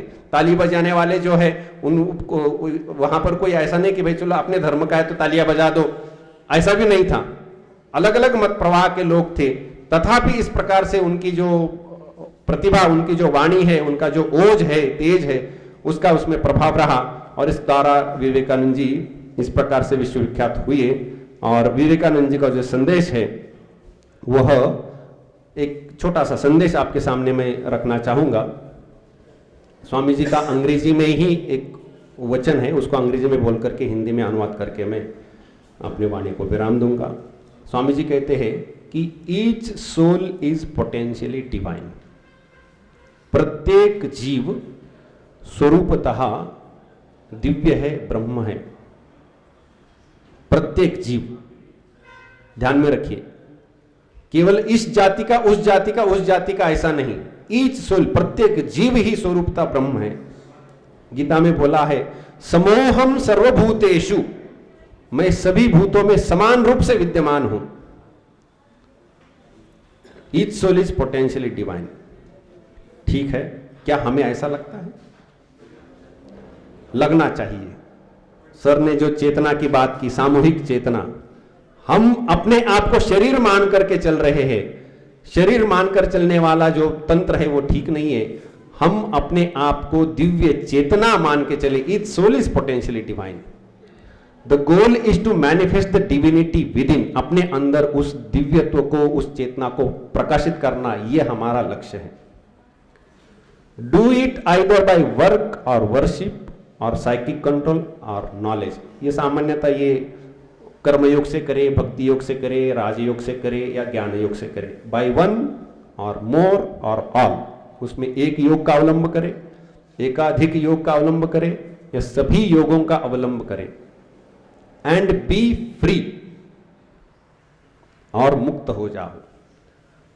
जो विषय हमने आरंभ किया था, इस विश्व की सृष्टि के पीछे जो सृष्टा है उसका क्या प्रयोजन है या क्या, किस लिए सृष्टि होती है? बी फ्री, मुक्त हो जाओ, इसीलिए सृष्टि बनाई जाती है। जीवों ने अपने कर्म के प्रभाव से निकल करके बाहर जाना है और इसी को मुक्ति बोला गया है।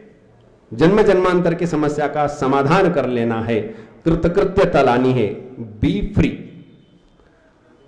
उसके बाद स्वामी जी कहते हैं that is the whole of religion.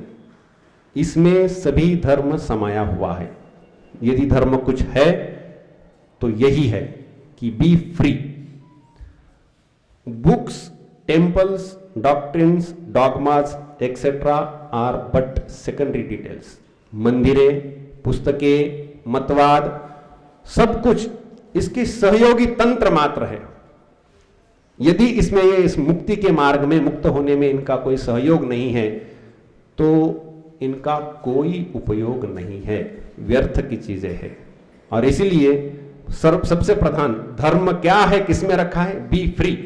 और यही उपदेश भगवान बुद्ध देके गए हैं, यही उपदेश जितने संत अवतार महापुरुष है सब देके गए हैं, किसी ने भी नहीं छोड़ा है। यहां तक कि हम ईसाई धर्म और यदि इस्लाम धर्म को भी देखें तो उसमें एक सूर हमें पता चलता है कि किसी ना किसी प्रकार से इस जन्म मृत्यु को मानते नहीं है, लेकिन फिर से जन्म न हो, ऐसे किसी स्थान पर जाए जहां से वापस लौटना न हो और वहां जाकर के बड़े आनंद में रहे। ऐसे एक ऑफर है, वो कहां तक वैलिड है, साइंटिफिक है, अनुभव में ठीक खरी उतरती कि नहीं या फालतू है, इसका विचार तात्विक लोग करते रहते हैं। लेकिन मूल भावना यही रहती है कि कहीं ना कहीं एक ऑफर जो जन्म मृत्यु के पार ले जाकर के आपको सुख में रहने की एक वर्णना उसमें मिलती है, एक आशा, उसमें आशा का किरण दिखाई देता है। ये सभी धर्म एक रूप से इसी प्रकार से चलते हैं। और यह जिन्होंने ये बढ़िया से समाधान किया है, हजारों लाखों ने जिसका अनुभव किया है, ऐसे धर्मों का, ऐसे मान्यताओं का अवलंब करना चाहिए और अपना जीवन कृतकृत्य कर लेना चाहिए। इतना बोलकर के मैं अपने वाणी को विराम देता हूं। जिन्होंने मुझे यहां पर बोलने के लिए मौका उपस्थित किया, प्रसंग खड़ा किया, उन सभी महानुभावों को मैं हृदय से धन्यवाद ज्ञापन करता हूं। नमो नमः।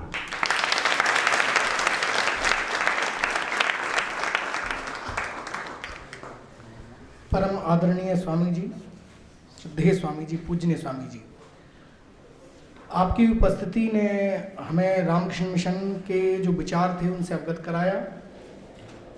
अभी हम लोग चूँकि यहाँ पे इकट्ठे हुए हैं और सामूहिक चेतना की बात थी, तो हमारे सामने भी एक आदर्श है।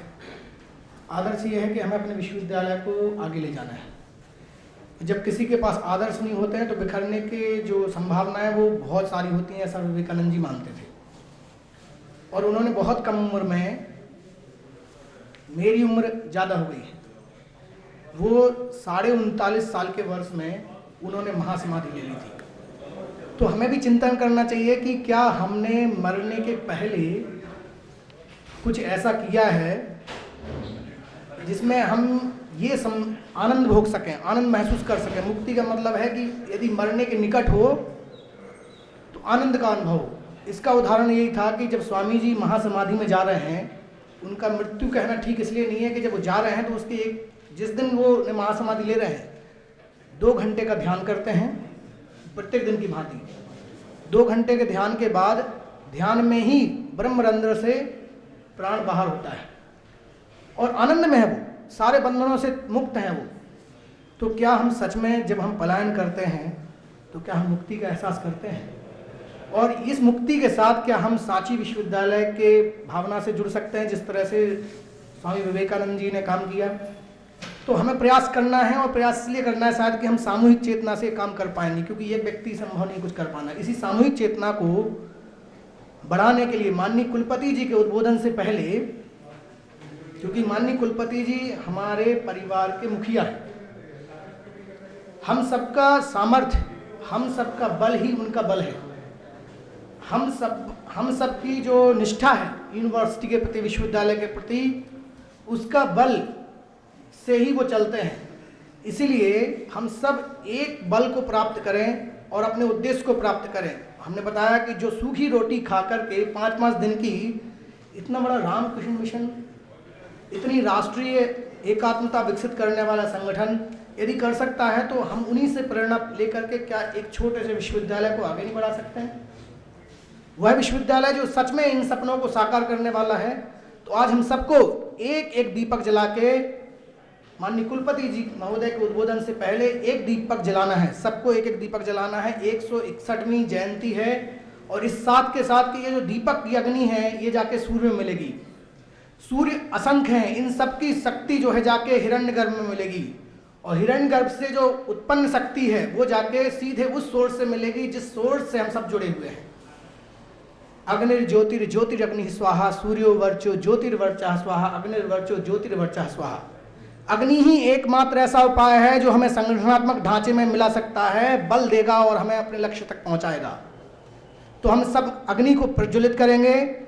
हम सभी से निवेदन करते हैं कि वो एक एक दीपक, वहाँ सबके जगह मोमबत्ती रखी हुई है, बेटा पहुँचा दो मोमबत्ती। माननीय कुलपति महोदय जी के उद्बोधन से पहले हम सब लोग अग्नि प्रज्वलित करते हैं। स्वामी विवेकानंद जी का जन्मदिन मनाते हैं, 161वीं जयंती के उपलक्ष्य में 161 दीपक यहाँ पर हम प्रज्वलित करने वाले हैं। सभी लोग एक एक दीपक अवश्य जलाएं, जिससे सामूहिक शक्ति से हम अपने लक्ष्य तक निश्चित रूप से पहुँच जाएं। स्वामी जी को दे दो, महोदय माननीय कुलपति जी, स्वामी जी के द्वारा दीप प्रज्वलन का कार्यक्रम हो रहा है। इस अग्नि से हम अपने लक्ष्य में निश्चित रूप से सफल होंगे, ऐसी हम कामना करते हैं। ओम अग्निर्ज्योतिर्ज्योतिरग्नि स्वाहा, सूर्यो वर्चो ज्योतिर्वर्चः स्वाहा, अग्निर्वर्चो ज्योतिर्वर्चः स्वाहा। ओम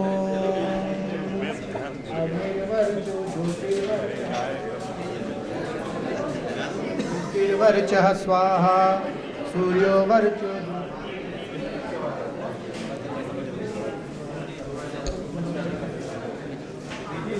ओम अग्निर्वर्चो ज्योतिर्वर्चः स्वाहा, सूर्या सूर्यो ज्योतिः स्वाहा, अग्निर्वर्चो ज्योतिर्वर्चो स्वाहा।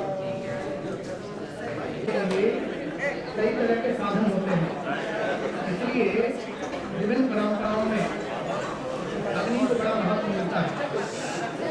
ये जलती हुई जो है ज्योति है, ऐसा समझ लेना ठीक नहीं है। ये जो है आने वाले समय के लिए हमारे लिए एक प्रेरणा देगी, हमें बल देगी। युवा है हम, युवा वो है जो विकट परिस्थितियों में भी मृत्यु पर्यंत तक सकारात्मक बना रहता है और अपने लक्ष्य की प्राप्ति करता है। हम सबको अपने लक्ष्यों को प्राप्त करना है। निश्चित रूप से इन लक्ष्यों को हम कैसे प्राप्त करें, स्वामी विवेकानंद जी का क्या मत है इस संबंध में, और साथ में हमारे कुलपति महोदय जी भी क्या हमसे अपेक्षाएं रखते हैं। बहुत तरह के ऐसे चिंतन हैं जो युवा महोत्सव पे हमें सोचना पड़ेगा। तो ज़्यादा देर न करते हुए माननीय कुलपति जी को हम आमंत्रित करते हैं कि आकर हमें ऊर्जा प्रदान करें, हमें बल प्रदान करें कि हम अपने लक्ष्य तक निश्चित रूप से पहुंचें और आनंद से और मुक्ति से जीवन जिएं। माननीय कुलपति जी का स्वागत है।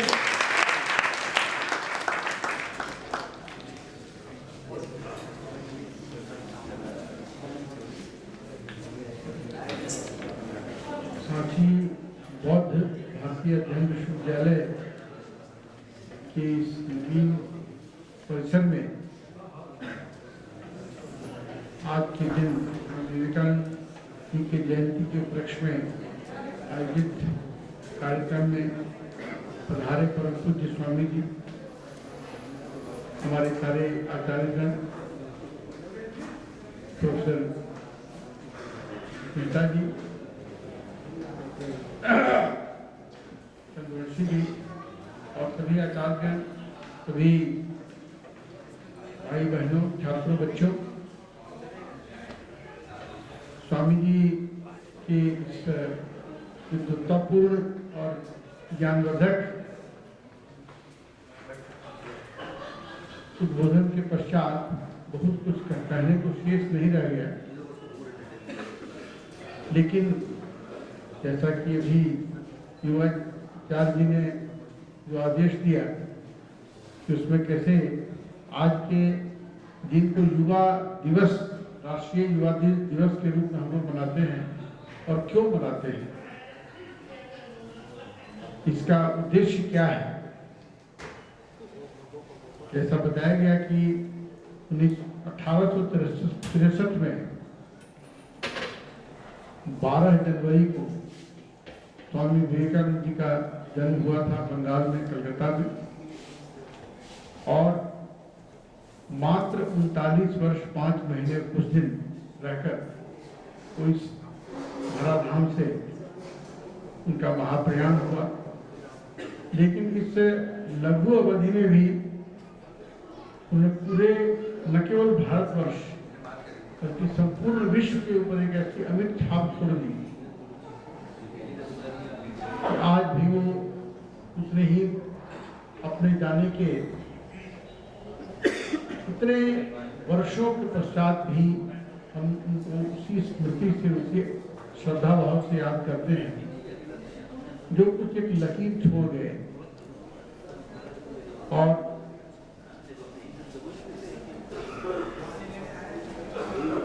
जो भारतवर्ष की हमारी सनातन परंपरा है कि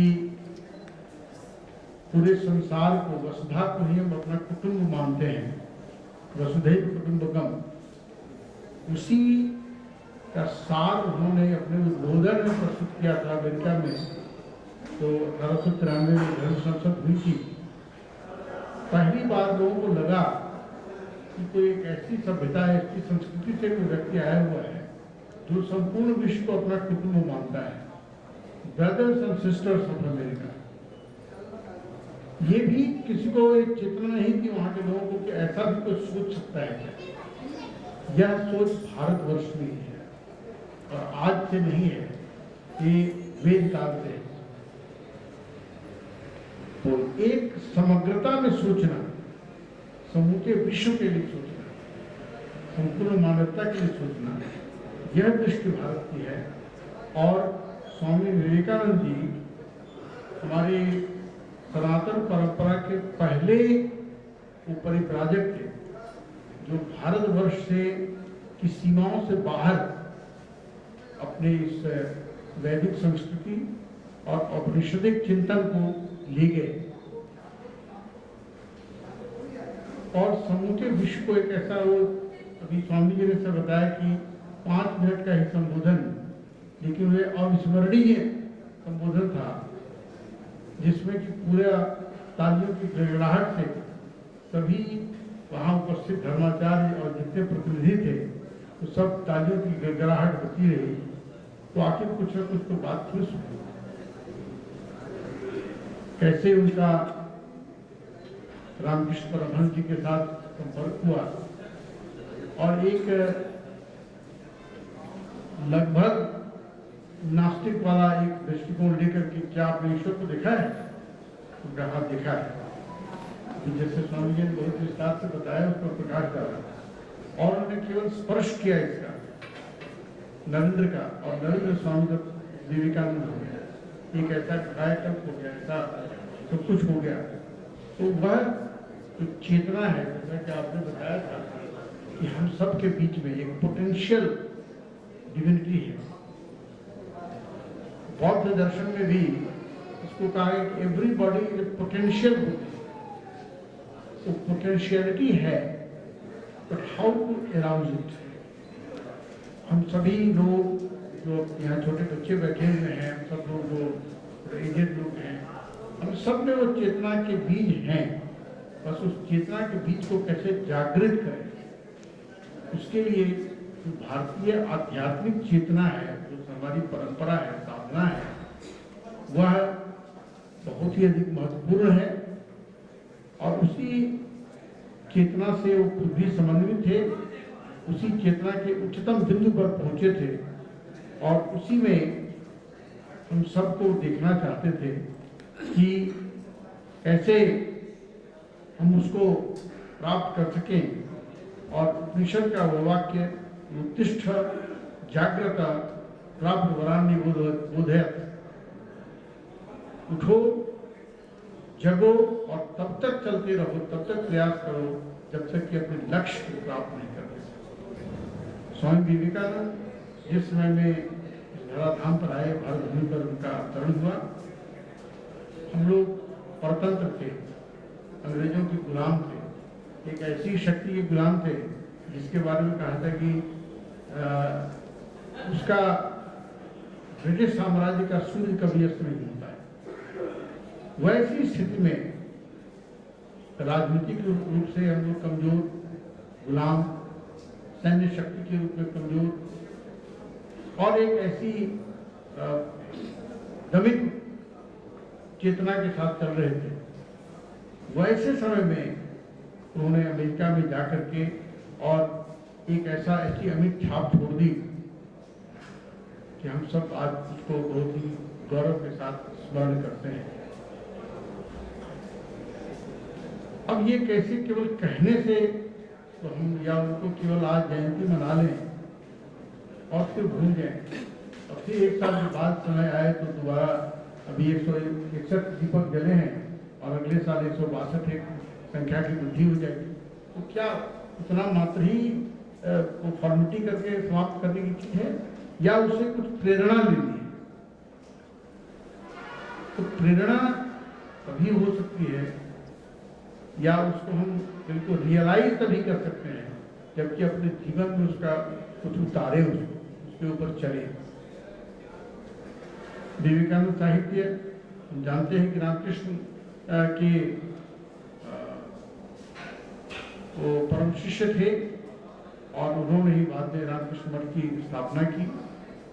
विवेकानंद साहित्य, रामकृष्ण साहित्य वचनामृत के रूप में प्रकाशित है। जो लोग भी, छोटे बच्चे भी स्वामी विवेकानंद जी के साहित्य को कहीं कहीं जहाँ भी है, जिसको सहज सरल भाषा में उपलब्ध है, आप लोग पढ़ने की आदत डालिए अपने स्कूलों में, अपने जहाँ भी आप समाज में हैं, परिवार में हैं, और जो बड़े हैं अपने लाइब्रेरी में जाएं, उसको हमारे यहाँ भी साहित्य उपलब्ध है, जहाँ जहाँ भी है, कोई बहुत महंगा भी नहीं है। आजकल जो बीमारी हो गई है कि मोबाइल और इंटरनेट और चैटिंग और सब कुछ, लगता है कि यही दुनिया है, इस पर भी बहुत कुछ उपलब्ध हो सकता है, क्योंकि गूगल बाबा ने तो बहुत कुछ सुलभ कर दिया है। तो उसमें हम देखें अगर उसको, क्योंकि अच्छे विचार भी, अच्छी बातें हैं, बुरी बातें भी हैं। बुरी बातें बहुत जल्दी अट्रैक्ट करती हैं, अच्छी बातों में सुनने में, समझने में और उस पर अमल करने में परिश्रम तो होता है, लेकिन उस परिश्रम के साथ बाद जो मिलता है वो अत्यंत आनंददायक होता है। और उस आनंद की बात अभी की गई कि कैसे जब उनका महाप्रयाण हो रहा था तो किस परमानंद स्थिति में थे और किस परमानंद स्थिति में गए। तो यह आनंद की अपनी जो सीमा है, परिधि है, वो भी छोटी भी हो सकती है और बहुत बड़ी भी हो सकती है। अगर हम अपने केवल अपने लिए स्वार्थ के रूप में सोचें, अपना ही केवल आनंद सोचें, दैहिक आनंद सोचें, भौतिक आनंद सोचें, तो थोड़ी देर के लिए होता है। लेकिन जब उसका दायरा बढ़ता जाएगा, जब हम अपने साथ दूसरों को भी एकोमोडेट करते जाएंगे, दूसरों के आनंद की भी चिंता करेंगे, दूसरों के दुख को दूर करने के लिए उसमें सहभागी बन करके अगर उसको दूर करने की चेष्टा करेंगे, तो हमारे स्व की परिधि बढ़ती जाएगी।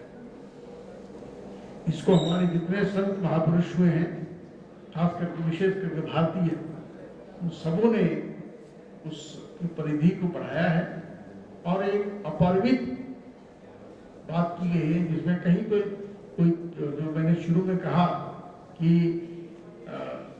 वसुधैव कुटुंबकम, वसुधा पूरे विश्व, न केवल विश्व बल्कि उसमें पूरे अंतरिक्ष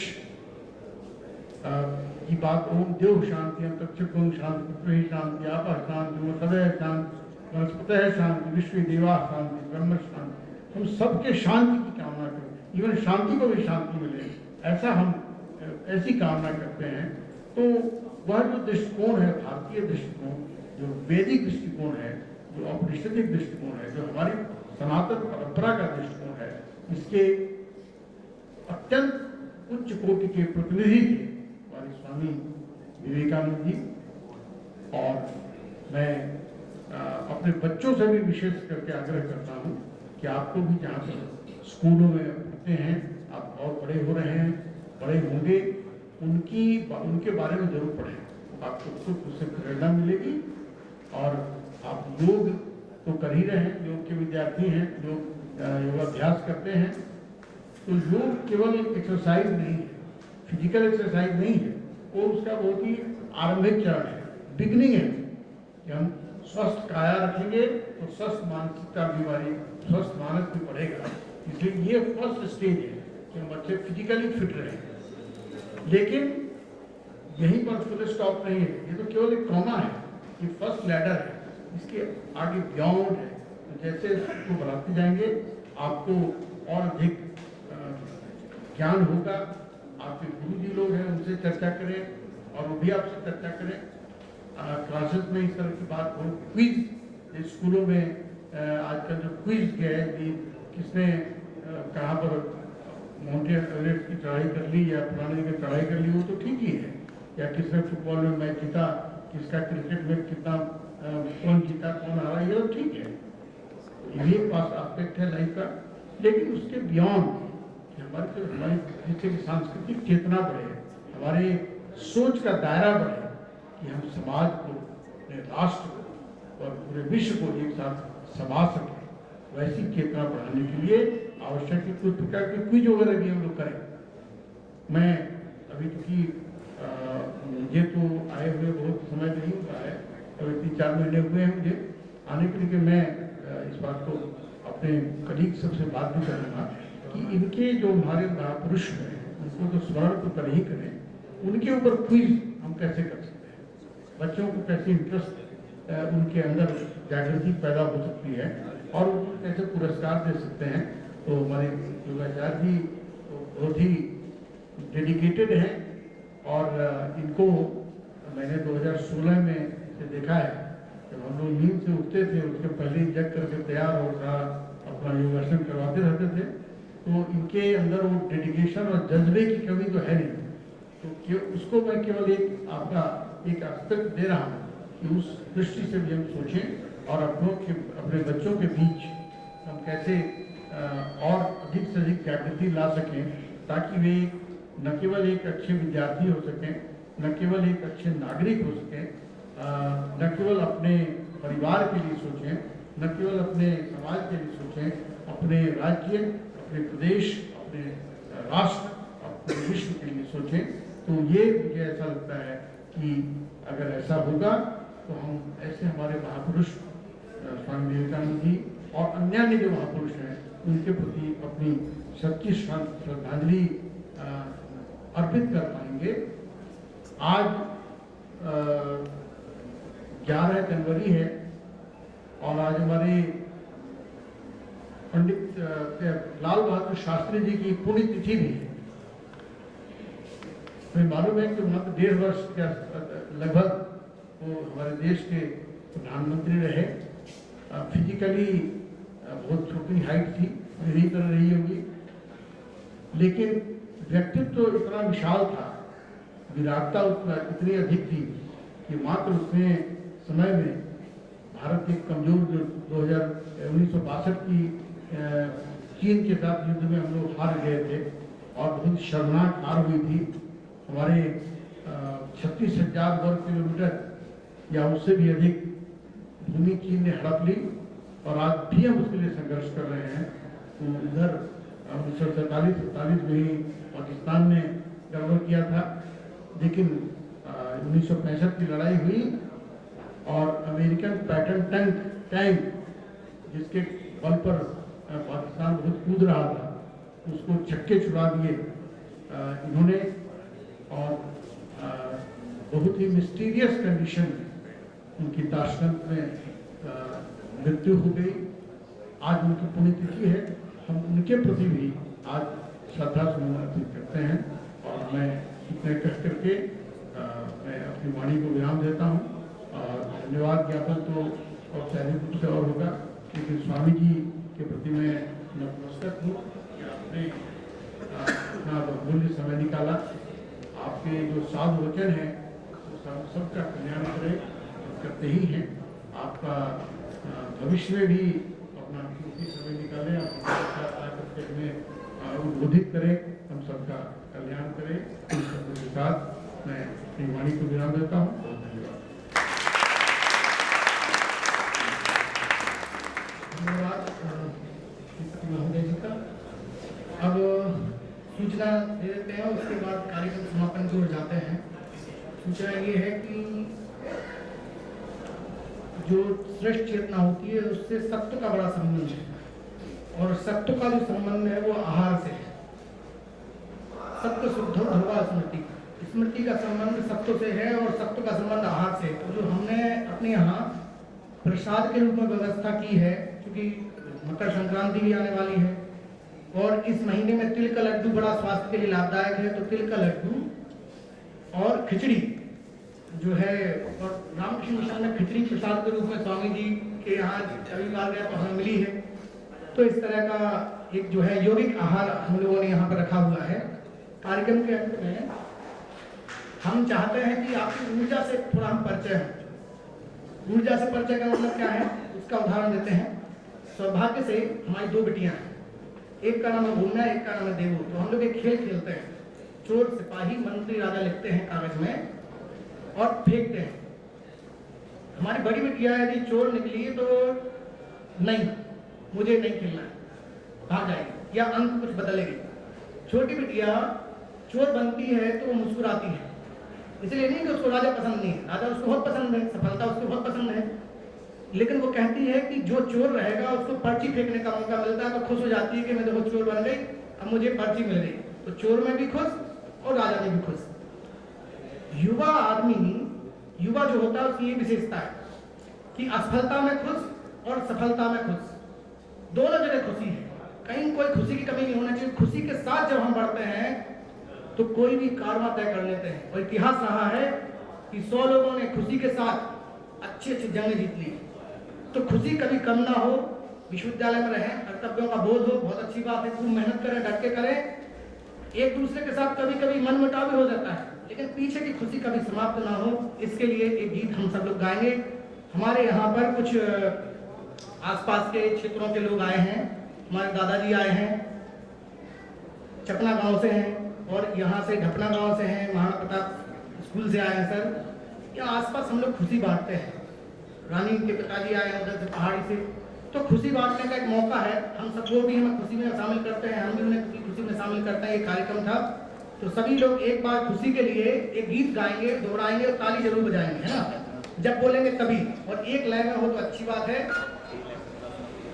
नौजवानों समय चूकने का नहीं, समय की चुनौती उछल कर उठाओ, अमर हो जवानी जवानी ये जग में, विजय पथ पर कदम तुम बढ़ाओ।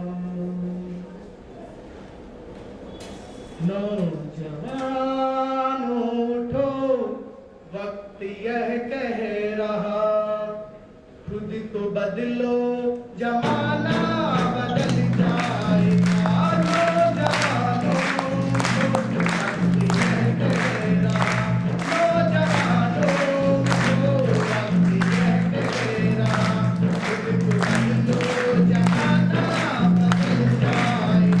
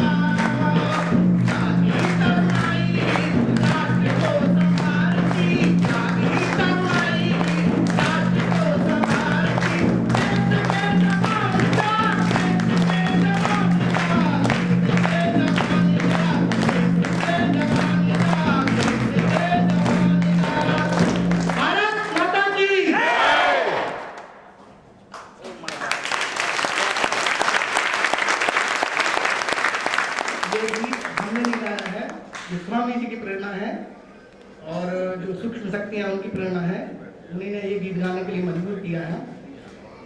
तो हमारा संकल्प निश्चित रूप से पूरा होगा। और धन्यवाद ज्ञापन के लिए माननीय कुलसचिव जी को आना था, इस कारण नहीं आ पाए वो। तो धन्यवाद ज्ञापन मुझे लगता है आरंभ से ज़्यादा महत्वपूर्ण होता है, मैं जो महसूस करता हूँ कई बार। इस पूरे कार्यक्रम में मेरी कोई भूमिका नहीं है, मैं साक्षी हूँ, सच बताऊँ। जितना भी ये कोई किराए का टेंट नहीं है जो आया है, इतने लोग किसी स्वार्थवश नहीं आए, ये सब जो है सामूहिक चेतना का परिणाम है, ये सब विद्यार्थियों का परिणाम है। हम सभी लोग मिलकर, पूरे विश्वविद्यालय मिलकर के ऐसे कार्यक्रम करते रहें और आगे बढ़ते रहें। इसलिए किसी व्यक्ति विशेष का धन्यवाद नहीं है, क्योंकि एक साथ दीपक जलाए हैं, एक साथ हम लोगों ने स्वागत किया है, एक साथ अभिसिंचन हुआ है, मंगलाचरण हुआ है, एक साथ ही सामूहिक हम लोग जो है आभार व्यक्त करते हैं। और आभार व्यक्त करने का तरीका जो माननीय कुलपति जी महोदय ने बताया कि हम तो आभार उस रूप में करते हैं कि पृथ्वी शांति, आकाश शांति, औषधया शांति, सब जगह शांति व्याप्त हो। शांति में ही प्रसन्नता है। सफलता में यदि प्रसन्नता है तो इस सफलता किसी काम की है नहीं। इसलिए ऋषि कहता है शांति पाठ, सभी विद्यार्थी हो रहे हैं थोड़ा सा, और शांति पाठ के साथ हम सबका आभार व्यक्त करते हैं, क्योंकि एक व्यक्ति का कार्यक्रम नहीं है, सामूहिक चेतना का कार्यक्रम है। तो हम सब लोग कमर सीधी कर लें, शांत से बैठें। शांति पाठ का उच्चारण हो रहा है। भावना करें कि हम सबके चित्त में शांति आ रही है, प्रसन्नता आ रही है, आनंद आ रहा है, मुक्ति के क्षण आ रहे हैं।